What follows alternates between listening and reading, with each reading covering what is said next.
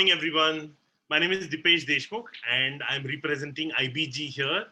IBG is India Business Group. We are a chamber of commerce.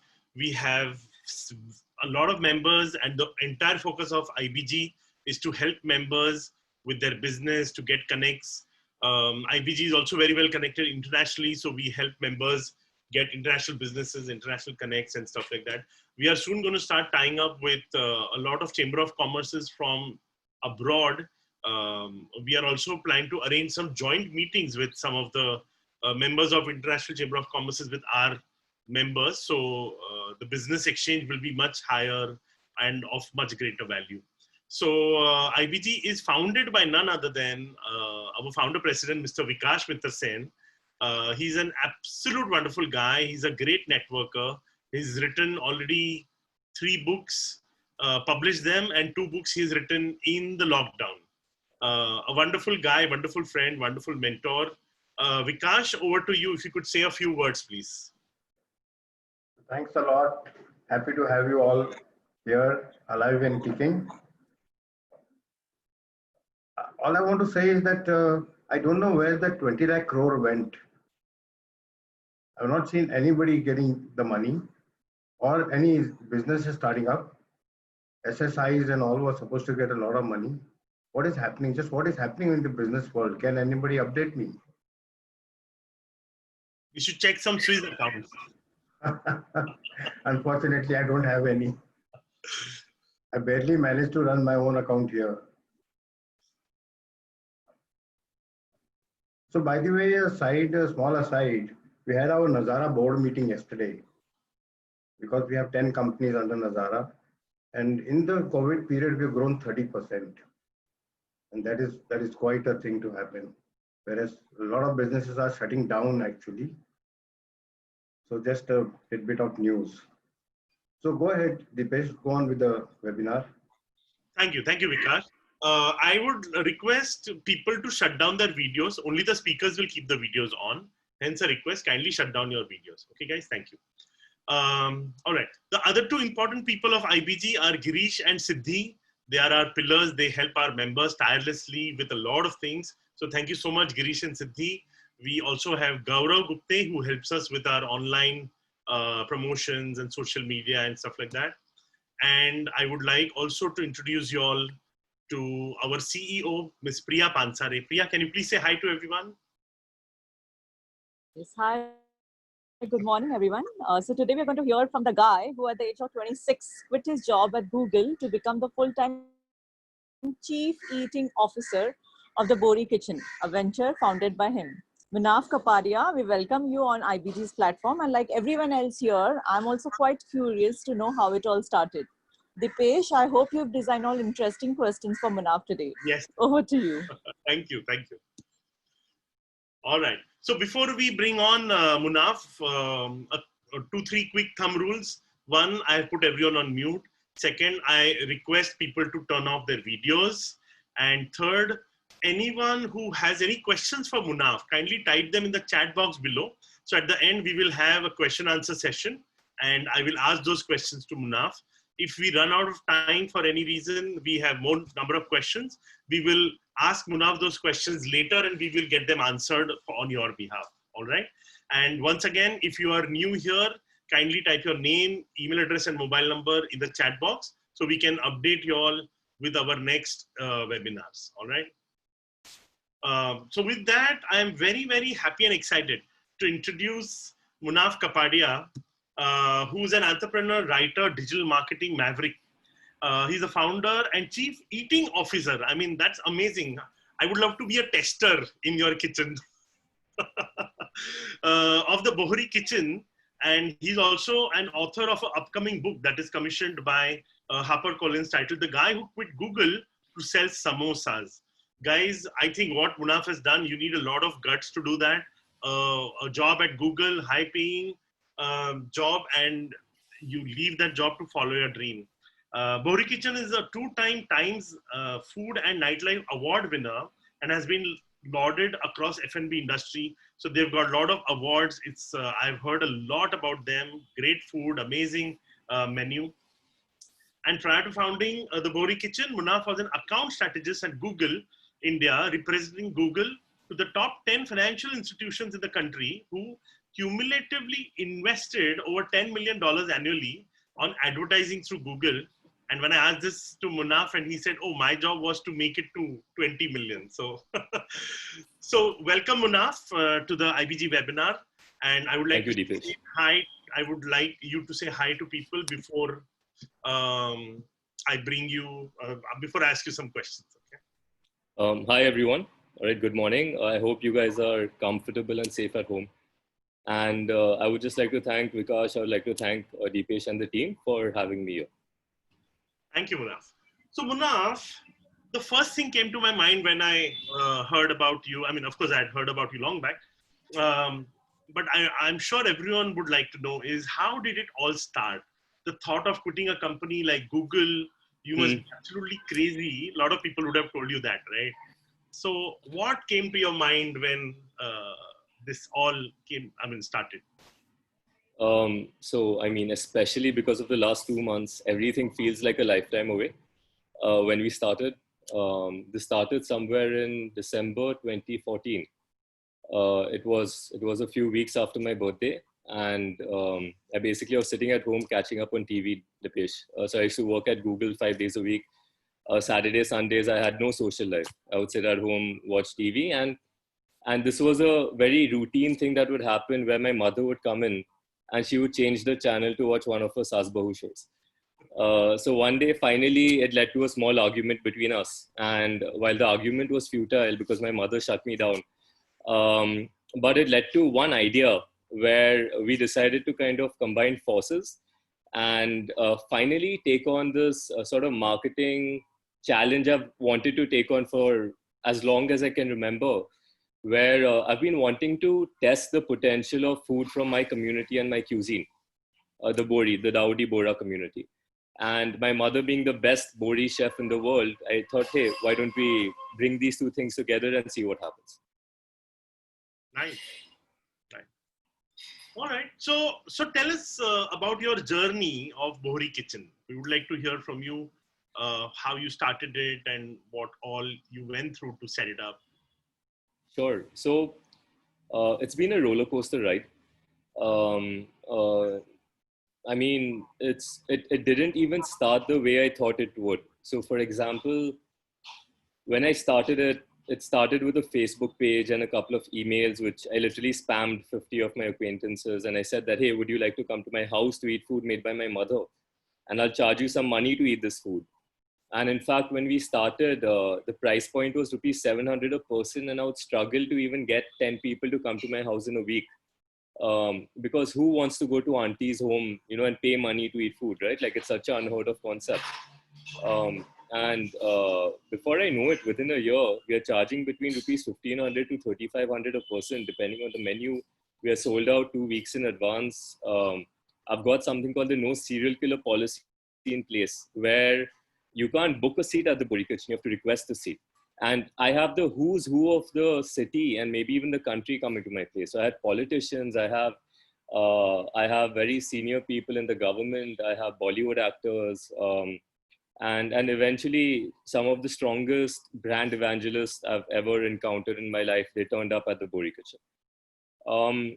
And in these 5 years, I went through an interesting journey. All right, so year one, 2015 was the year when I was still at Google. And the Bohri Kitchen was a fun thing I did on the weekends. And I was just doing it because, I mean, why not? Saturday, Sundays, I had free time. I really believed in my mother's cooking potential. I believed in the potential for our cuisine. It's just simply not available outside the community. So I said, hey, let's give it a shot. And I would invite people home. And we suddenly started getting covered by a lot of press. In my TEDx talks or in my interviews, when I normally describe this, I say that it's almost like journalists started to smell the aroma of the samosas being fried in my house, and they started walking in. And all of them would ask me, Munaf, what's your vision with TBK? And being a hardcore MBA and I guess Bohri, I have a very ambitious F&B vision for my business. I want to make it into 100 crore, F&B empire. But for these journalists, I gave them another answer. I told them that my vision with the Bohri Kitchen is I wanted Shah Rukh Khan to one day come to my house and eat this food. Because all of us in the Kapadia household, we are for some reason Shah Rukh Khan fans. So I made that kind of the pinnacle that, my mother's food gets so much popularity that it leads to that kind of visibility and mindshare. And 2015 was about that. And then 2016, I took this decision, which everyone keeps on telling me was a very dramatic decision, to let go of my 4-year career at Google to actually set up the Bohri Kitchen full-time, commercially. And that's when we launched our delivery operations. 2016, I went bankrupt, fully bankrupt. My operations were terrible. And I completely regretted this decision to quit my job at Google. And my parents reminded me every single day. And I was on the verge of literally getting a job again when I found myself on the cover of Forbes magazine as one of the top 30 entrepreneurs in India for the Bohri Kitchen. And that kind of gave me a shot in the arm to keep it going. And 2017, things turned around for us. I literally learned how to make the biryani myself. We became profitable for the first time. Our delivery food became as good as as the home dining experience.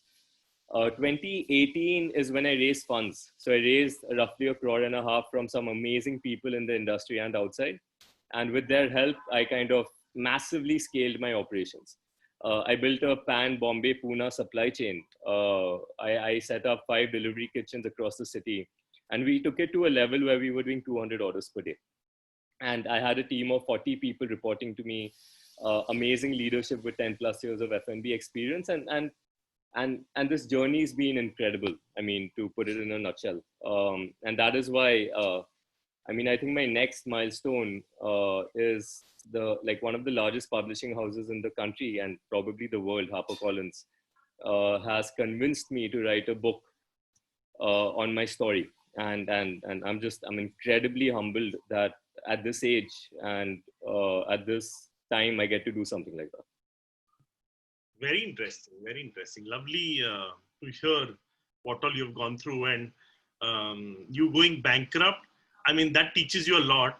And here our mentor, Mr. Vikash Pintar Sen, always talks about how he went bankrupt twice in his life. And today we all know where Nazara Technologies is. So, yeah. So there's nothing wrong in that. And I'm sure you came out stronger. If I have 5% the success that Vikash has had, I'll be incredibly happy. Yeah, I'll retire. Vikash is smiling. Vikash, you want to add something here? Just to add, I would take away the show. So let's not do that. Okay, all right. So, Munaf, you told us about your journey. Would you like to tell us some of your key learnings that you got out of whatever you've gone through? Sure. So one thing I realized, and I don't know, maybe it'll sound a little cliche, but the universe has a way of kind of getting you back on your feet, if you have the right mindset, irrespective of your circumstances. And I can't help but notice that when and because of the book, like me and my wife, we've really gone back in the past. We've gone back and looked at our WhatsApps, our emails, my Facebook posts. And there's literally a trend where every year I hit rock bottom, but then something happens for me, which just kind of brings me back on top. And then the next year, things are even better than they were in the previous year. And that kind of just keeps on happening. And yeah, it's there. It's just about your mindset. It's about sending the right kind of attitude and aura into the universe around you, and I mean, it's difficult to explain, but it works. Where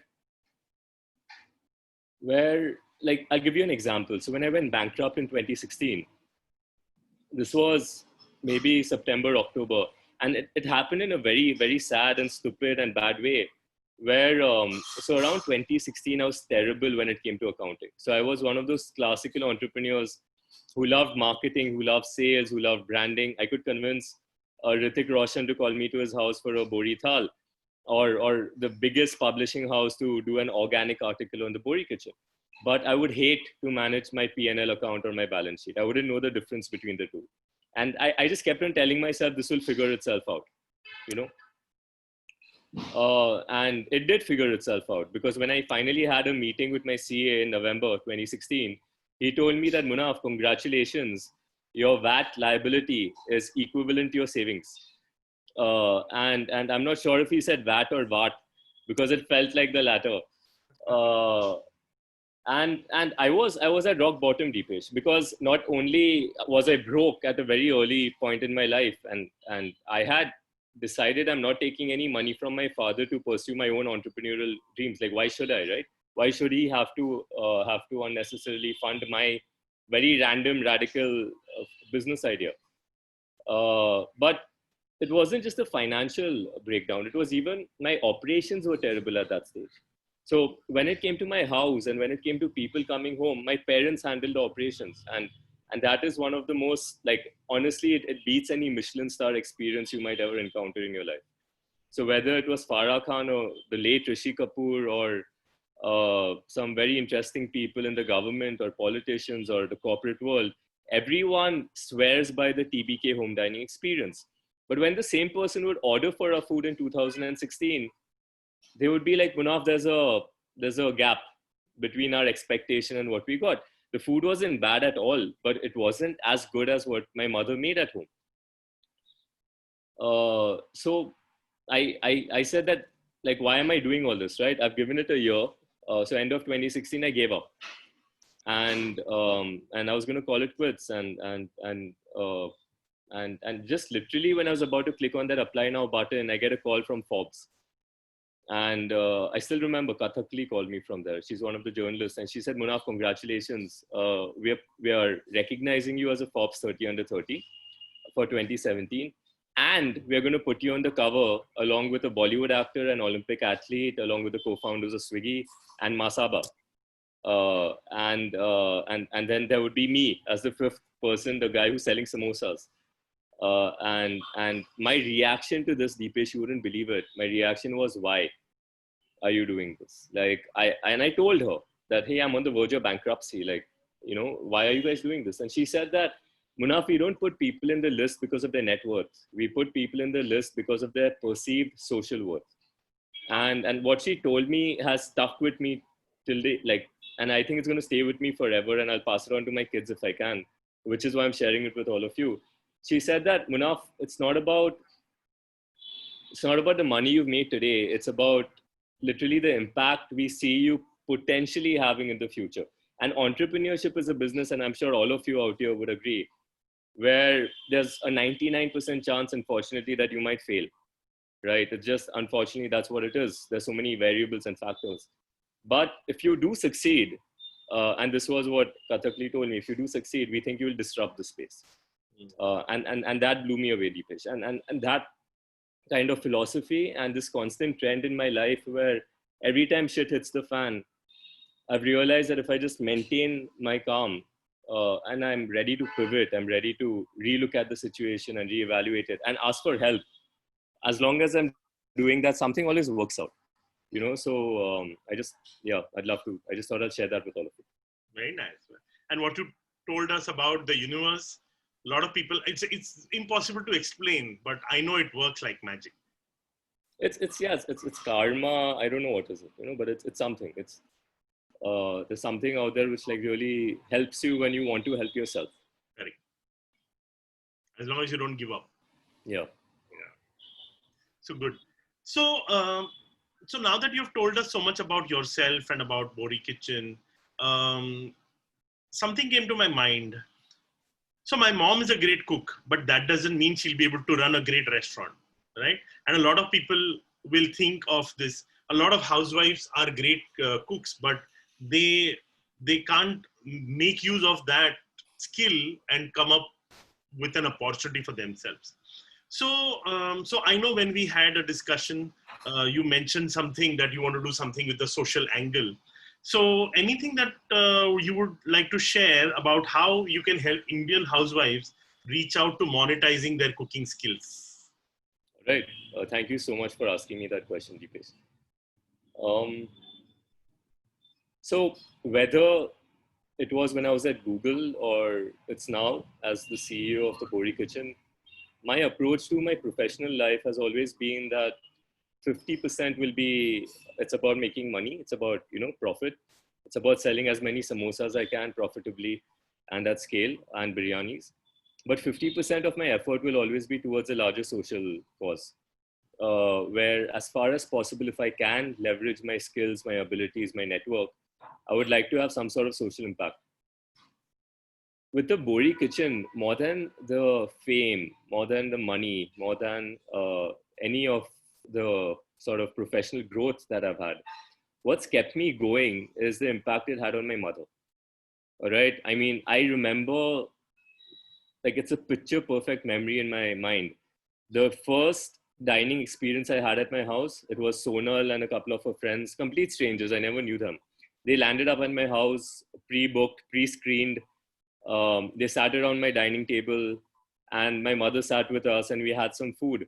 And it was like regular guests coming home, except there was one difference. These people were spending money. And number two, after the meal, Sonal, who had never met my mother in her life, this was the first time she had come to my house, she got up and hugged my mother.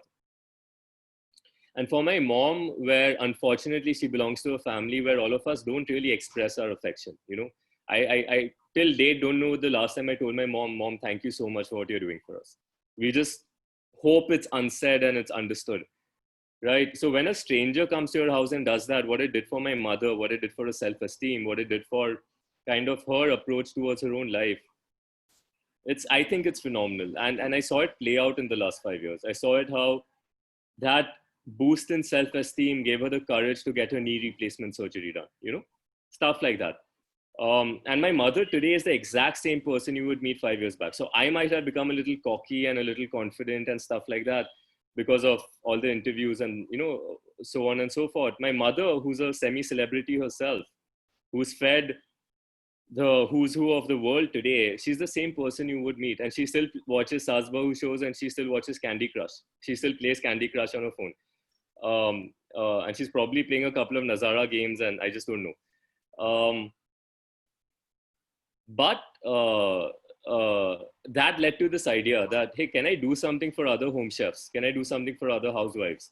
And this thought suddenly exploded in my head when I started doing some research. And I realized that while my mother's phenomenally talented, it's not because she's a professional chef. It's not because she was even interested in food. Her mother-in-law pushed her into cooking, and then she discovered she loves it. And then she started feeding her family. She went from being the assistant to the CMO of the IBM of India at her time to turning into a full-time housewife, taking care of 4 kids. And even there she thrived because her children are, like, one kid got into Google and now he's running the Bohri Kitchen. The other kid is a PhD in AI. Another kid is a doctor. Another kid is a senior HR manager for a Blackstone firm. And then she became a phenomenal cook for Bohri cuisine. She became a custodian for her culture and her community and her recipes. I think a majority of Indian housewives are in that position. They've been practicing their culinary talent for years without any commercial motive. So if there's an opportunity for me out there to unlock this entire segment called the Indian housewife that's kind of never really had an opportunity to monetize their skills, this is the time for that. Whether it's through home dining experiences, whether it's through home delivery, whether it's through retailing their masalas, chutneys, and pickles, or whether it's even unlocking their catering potential, I think it's a phenomenal opportunity. And I don't see it as a for-profit business for the next 5 years. I think this has to be something where a social enterprise comes in, incubates them at scale, working with the skill development ministry, working with the tourism boards of the government, and working with the women empowerment groups out there, and even the cultural ministry to protect communities and cultures and cuisines. All of us come together to take the learnings I've had in the last 5 years on how do you take a regional cuisine, how do you take an Indian housewife, and how do you convert it into a scalable, monetizable, profitable business. I would like to do this for another 1,000 housewives at least. Wow. Yeah. That's the goal. That's actually where the motivation really comes from. Awesome. And I'm sure with that, you will help change a lot of lives. I mean, Lijjat Papad did that, so I'm sure it is doable. Exactly. But you can do it with papad, biryani will be more fun, right? It could Or be water, anything. It could be. yeah, or water. Yeah. So for example, I mean, so I've been working on this for 5 years. I've already been very lucky where the previous tourism minister, Jaikumar Raval, he wanted to adopt this idea. The principal secretary of that time, VK Gautam, he till date evangelizes this concept, and he's on my board of advisors to help me figure this out. It's like when I actually did some research, whether it's Bihari food, whether it's Assamese food, whether it's Bengali food, Parsi food, within these communities there are another 50 microcultures and ecosystems. India is sort of, we've got this asset in the form of the Indian housewife and our cultures and our communities and our cuisines, which no other country has. And I think if we unlock that opportunity, the kind of tourism that we get because of our monuments will be nothing compared to the kind of tourism you will get because of this asset.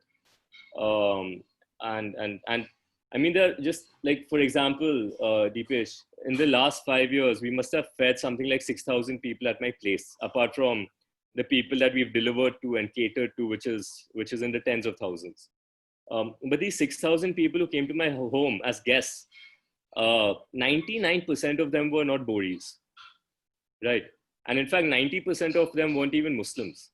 So I had more than 5,000 people who've almost never eaten in a Bohri Muslim's house come to my house and eat this food and experience a Bohri family, and experience a Bohri thal and literally become friends and family of this family. So when they left my house, they left with a full stomach, obviously, and they loved the food, but they left with a full mind and a full heart, that this is what a Bohri family is about. And I really feel that in the current sort of ecosystem that we live in globally, it's very, very important to kind of, food is an opportunity to sensitize people about the communities around them.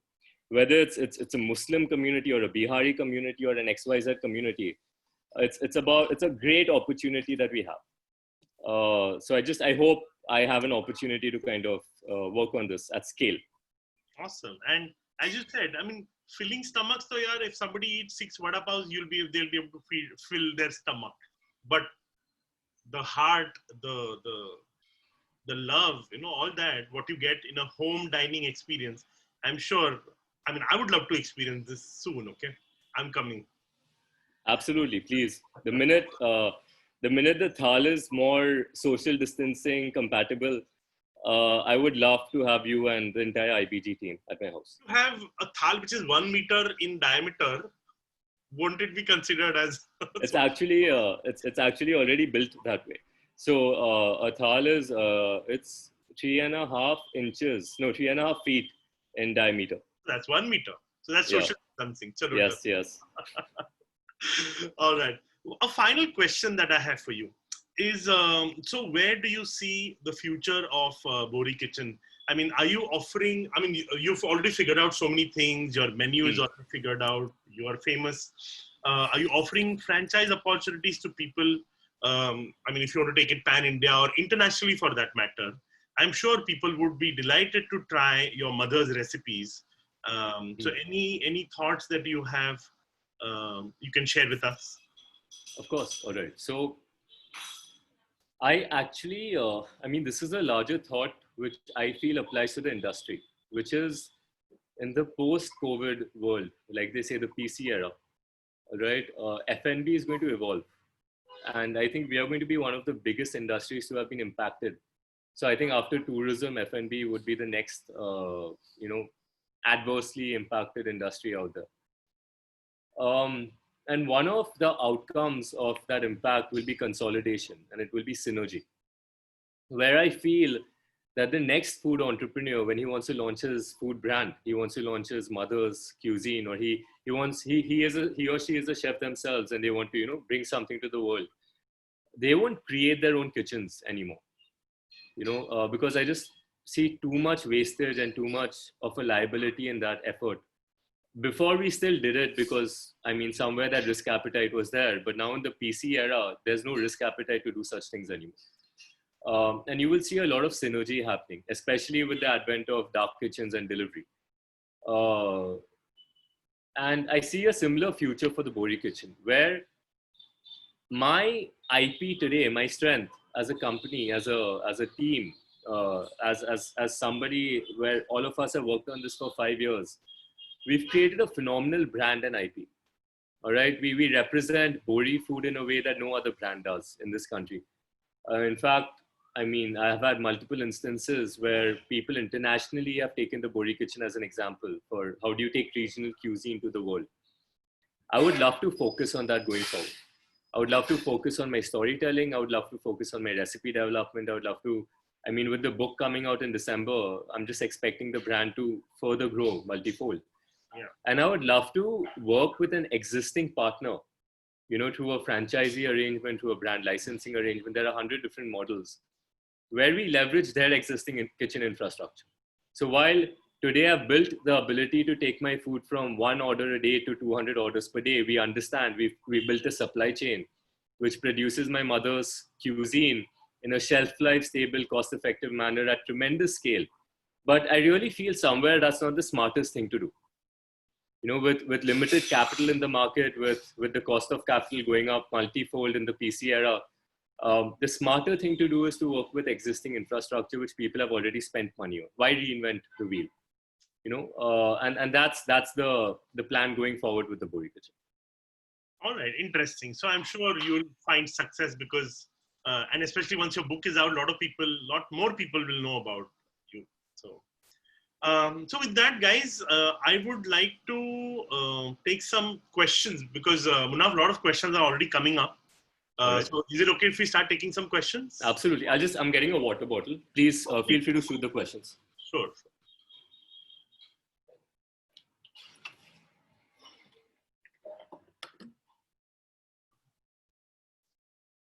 All right. So Vikash made a comment. Vikash is saying, Munaf, once in a while, when I think back of my days of bankruptcy, I get all emotional and get a couple of tears as well. Does this happen to you when you think of your bankruptcy? All right. So, phenomenal question, right? My book, okay, it starts with an author's note. And I wrote this note in hindsight. So I actually finished the entire book. And then I realized that I have gone out of my way to not talk about mental stress, right? Because I'm just so ashamed of it. I'm just so scared of talking to people about the mental turmoil that I went through in the last 5 years. And finally, I overcame that. And a lot of that had to do with the professional therapy that I got. It had to do with my wife really kind of helping me and, you know, come to terms with this. It had to do with my parents and my family becoming my support system. And it led to me writing a note at the beginning of my book where I've said that, so I wanted to talk about COVID, but instead I've titled the note A Pandemic Called Stress, where, I mean, Vikash is spot on. Like, so in the last 5 years, for the first time in my life, I've encountered something called a panic attack, where I never, in fact, I've never really experienced something like this before the last 5 years. And suddenly I used to find myself getting into crying fits where I would feel like there's a volcano inside me and it just erupted. And it was completely unexpected. And it scared my parents, it scared my family, and it scared me obviously because I didn't understand it. And something that really helped me get through this is actually sharing this with my family. And actually seeking professional therapy, and that just like finding the right psychiatrist to kind of help you get through this, and coming to terms with the fact that what you're going through is fine. I mean, as an entrepreneur, whatever you do, whether you're successful or unsuccessful, whatever it is, and not only just as an entrepreneur, unfortunately, we just live in an incredibly stressful time in our life, in anyone's life.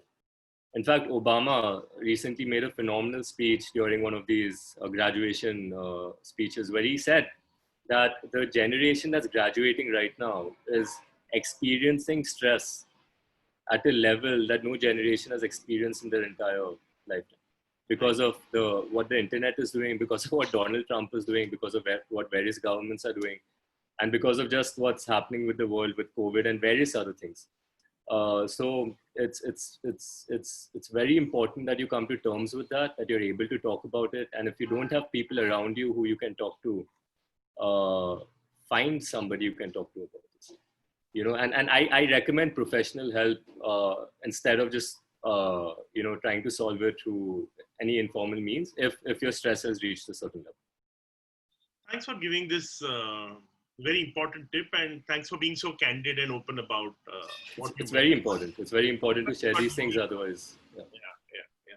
And I don't know if Donald Trump gives stress. He entertains, and he's like a great stress buster.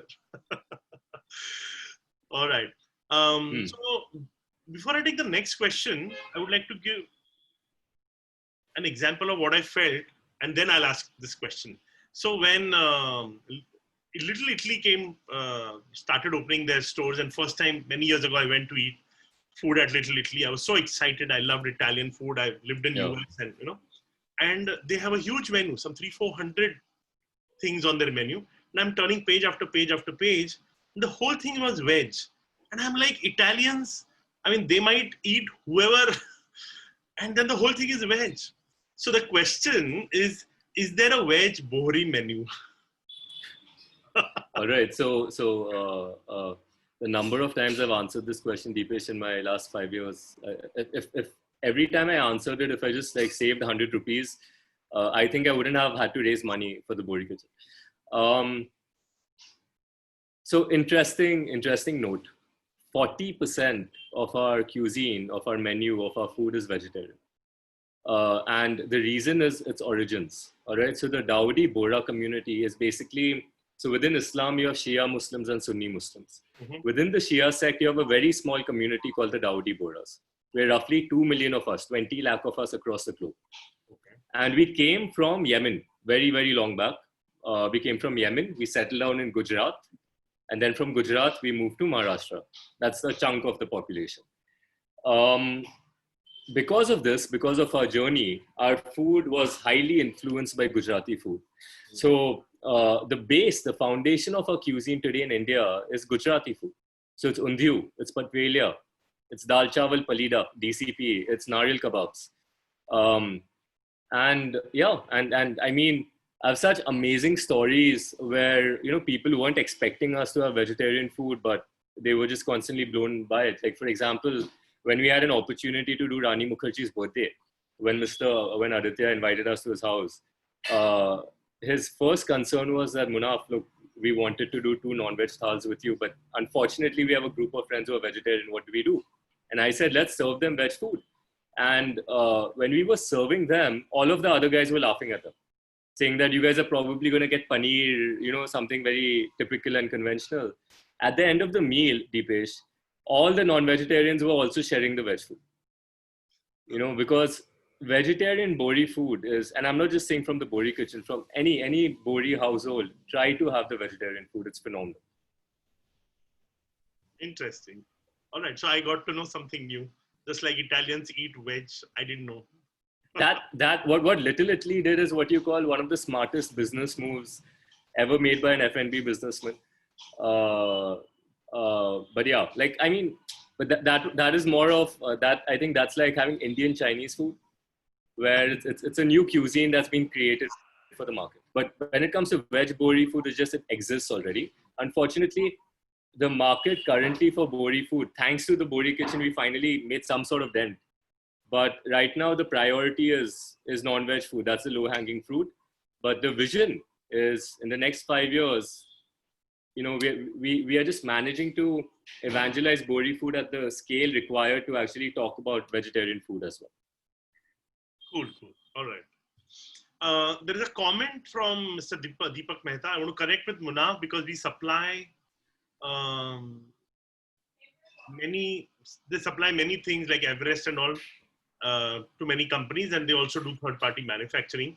Absolutely. For people who would like to connect with Munaf, what we will do is, Girish, if you can just type the details of Munaf, his email address and stuff like that, people will be able to directly reach out to Munaf. All right? So absolutely. It will become easy for everyone. The next question is, what are your future projections for Bohri Kitchen post-COVID? How do you plan to revive the business given that the F&B and hospitality business is one of the most affected? Yeah, I mean, if I think any F&B entrepreneur or restaurateur had an answer to that question, that answer is worth $1 million or $1 billion, right? It's very difficult to project anything at this point in time when it comes to F&B. So the right answer is don't project. Instead, consolidate and prepare for the worst. Conserve your resources, save your money, take care of your people as far as you possibly can, practically can, and don't risk anything. I'm a member of the National Restaurant Association of India, and I'm actually very happy with the advice that the leadership, Anurag, who's the president of Bombay, and the leadership across the country, the kind of input we get from NRAI is very useful. Where so I mean, for example, in the beginning, despite the government saying that, hey, deliver food, a lot of us actually took a call not to. Not because we didn't want to make money, but because, I mean, it's impossible today to deliver food and say that our staff doesn't have COVID. We do all the possible SOPs possible, but there is something called asymptomatic, COVID patients.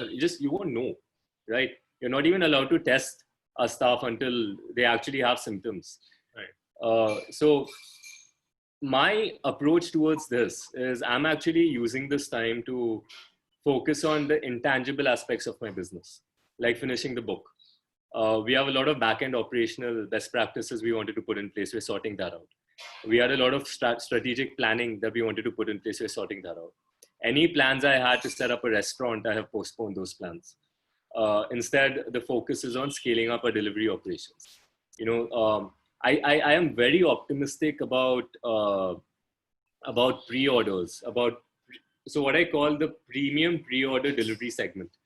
So while the market in delivery was dominated by the 250 rupee biryanis, which people wanted in 30 minutes, I think post-COVID, at least for brands like the Bohri Kitchen, the larger opportunity, which I am more excited about, is the 3,000 rupee opportunity, which is that same wallet which was being spent on restaurants for experiential dining. People will be interested in ordering for that food at home once in a week from brands they trust, from brands that have a face, mine and my mother's face on it. My mother's face is far more reliable and trustworthy.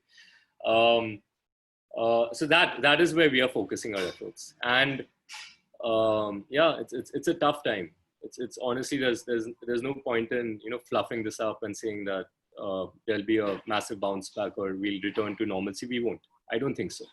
There are people who are far better qualified to answer this question, but with my limited experience in the last 5 years and what I've seen, I think we might see at least a 40% shut rate across F&B, and which is why synergy and consolidation is going to be key. All right.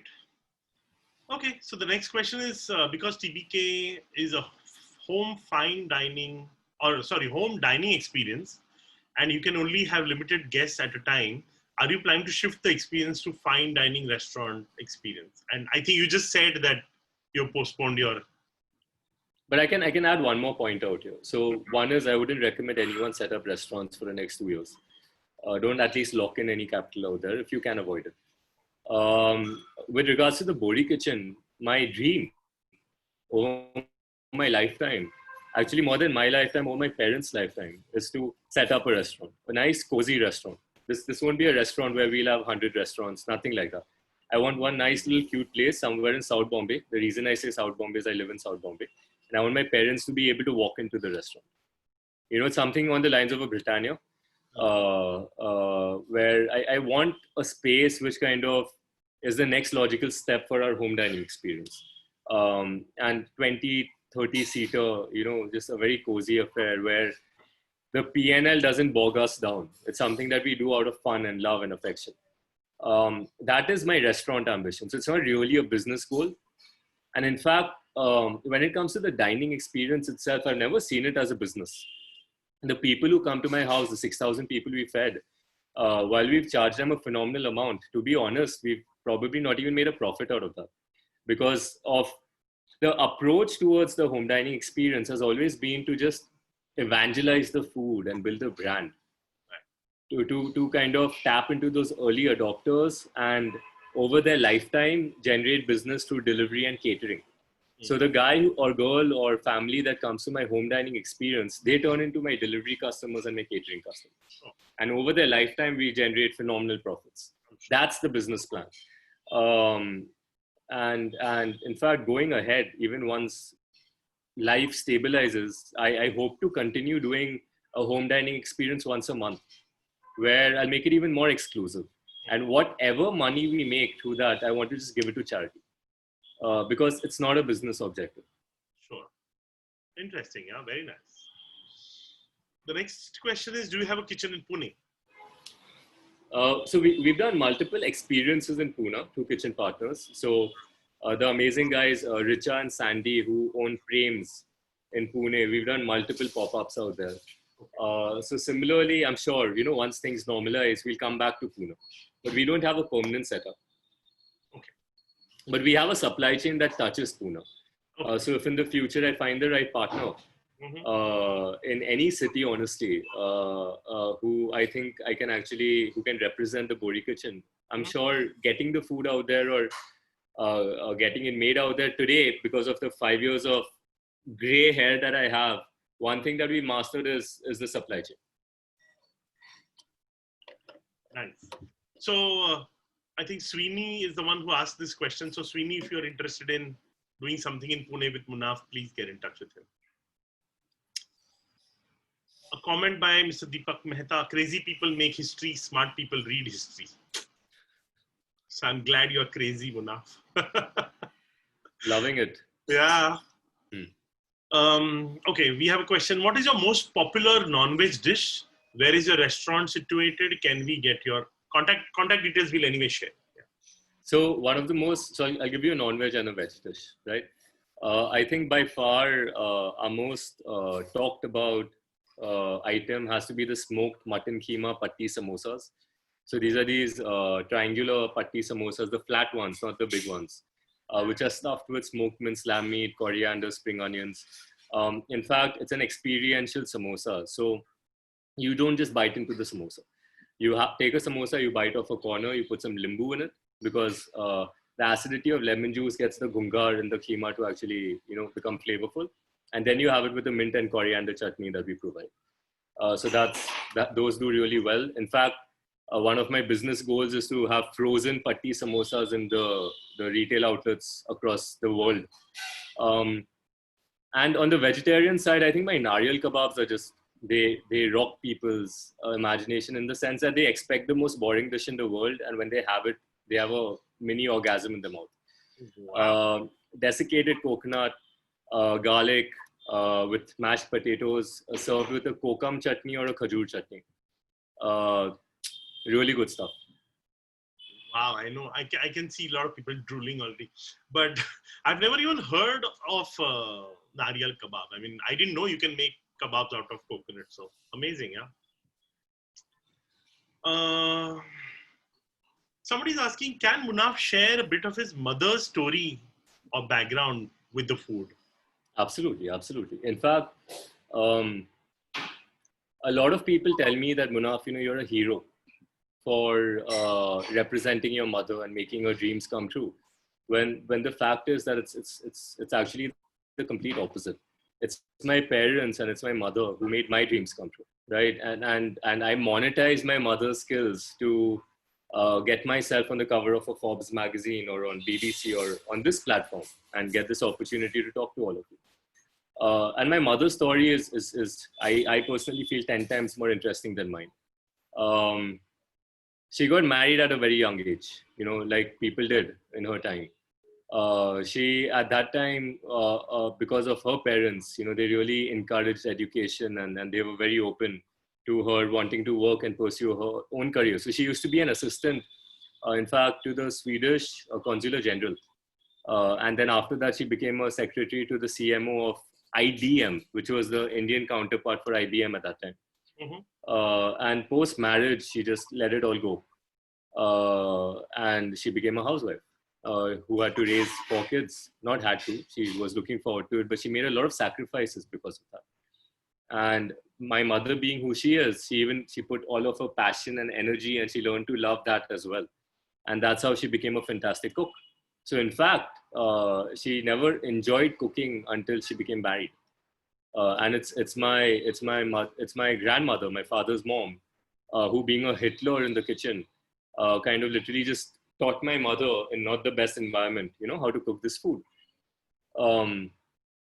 And my mother just, like, she absorbed it like a sponge, and over 30 years she fed all of us, and we just ate her food without even acknowledging it. But sooner or later, one of her kids, that is me, ended up doing an MBA in marketing and realized that, hey, there's a business opportunity in this as well. And that's where we are today. But if you meet my mother, you would never guess that she's the mom chef behind the Bohri Kitchen. She's the most down-to-earth, sincere, like, genuine person in the world. And while that is true for my mom, I really think it's also true for a lot of Indian mothers out there, who have just been doing this in a very thankless. I mean, obviously we thank our moms, but not at the scale and level that they deserve. And which is why I'm just so passionate about that idea, that if you empower the Indian housewife to make that income, to actually be paid for her skills, more than the business potential, which I think itself is phenomenal. I think what it will do for that dynamic in an Indian household, which is normally led by an alpha male. Luckily in my family, my father's very encouraging of this idea. But in other families, like, the Indian housewife is usually kind of restricted to what she does. And this is an opportunity to break those barriers. And that's a little bit about my mother, but to be honest, like, she should have been invited for this talk and not me. You can call her to say hi. I'm actually not in Kulaba right now, which is where my home is. I'm actually with my wife right now in Juhu. Oh, okay. Otherwise, I would have totally dragged my mom here, who's, by the way, very screen shy. She hates the spotlight. Next time, we'll just invite her on the webinar and start her screen, all right? That's the plan. That's a very good plan. All right, Munaf. It was very nice to hear about your mom. Arvind Tandon, who is really big when it comes to travel and tourism, he had just made a comment. When inbound tourism commences again, I will include Bohri Kitchen in the Mumbai city tour. Looking forward to it, Arvind. Arvind, even I'll come and join the Mumbai city tour. Yeah. So Absolutely. Dararia is asking how, so when we were talking about Pune, I think that's when she would have typed this. How about Delhi? So I have a very controversial statement to make here. I think the food in Delhi is better than Bombay. All right. In the sense that I think the Delhi consumer is far more spoiled for choice than we are in Bombay. So while we have some amazing establishments in Bombay, but it's nowhere compared to what you have in Delhi. It's very much a goal to take Bohri food to Delhi. I think people would love it. And we've already tasted a little bit of that success. So I've done caterings in Delhi. I've done caterings in Delhi for some very, very, very influential people. We've done caterings in collaboration with the Taj. We've done caterings in collaboration with some very large caterers in Delhi. And in that manner, we've got our food out there. So if again, there's an interesting opportunity which is practical and feasible for both parties, would love to take the Bohri Kitchen to Delhi. Yeah, so Preeti Zararia, please get in touch with Munaf because she's been asking some more questions like, are you selling samosas in Delhi and all? So Preeti, please sell his samosas in Delhi, all right? We've already posted Munaf's details. So guys, you can reach out to him directly. There are many questions and we will send those questions to Munaf later. We are running out of time. So,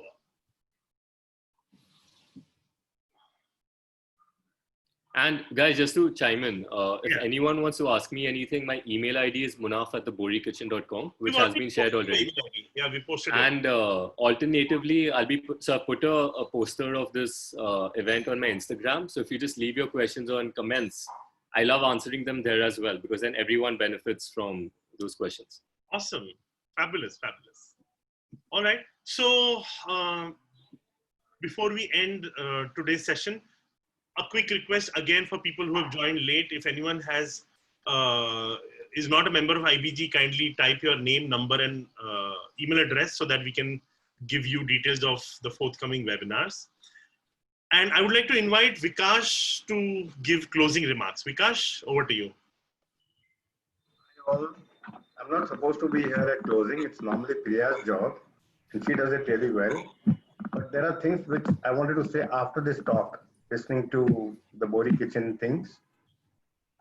So, Munaf, what I want to put in, and it's a public advice to you, don't hesitate to talk about your failure. Don't feel bad about it. Indians normally don't want to talk about their failures. I love to do that. I think I'm saying too much about it all the time. Probably people are getting bored listening to me. But making money is everybody's job. They do it. Most of them, I do also. But the real thing that I get back out of life now at my age is when people come and ask me if either they're failing or have failed or are scared running their business. And the payback that I get from that is when maybe after 3 months, 6 months, 1 year, they come and boast to me how well they are doing. So you can, even at this young age, start doing that. Absolutely. Thanks a lot for today's talk. It was, as usual, great. Thank you for having me. Thank you, Vikash. And finally, thank you so much, Munaf. It was really great to host you, and you've been an inspiration to many. Thank you so much for being so candid, so open about your failures as well as your success. Thank you for having me. For those of you who are asking me for my Instagram handle, it's @Munaf Kapadia on Instagram. All right, guys. Cheers. All right, guys. Thank you so much. Take care. Bye-bye. Have a good day.